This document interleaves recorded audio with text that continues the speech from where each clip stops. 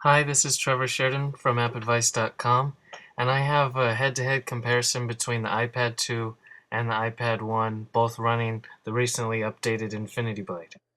The iPad 2 is on the left and the iPad 1 is on the right.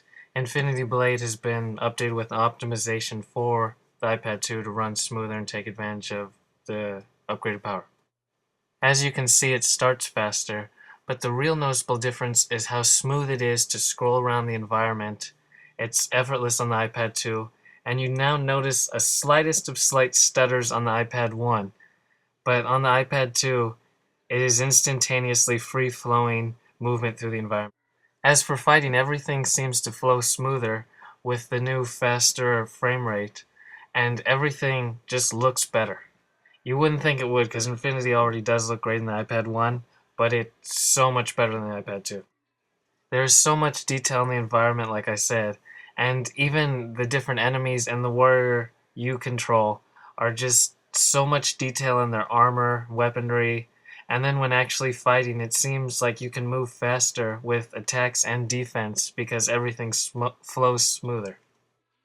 The lighting effects are superb, and there's just more to see that even if you've beaten Infinity Blade on any other iOS device, you want to play it again on the iPad 2. Now this is what Epic's Unreal Engine looks like when it has all the full horsepower behind it that only the iPad 2 can offer in terms of the mobile space. Now let's switch over to the iPad 1. Hopefully you can notice the lack of detail and just sharpness in every single part of the environment and the enemies. For the iPad 2, there seems to be a sheen to every object, and the iPad 1 just seems dull in comparison.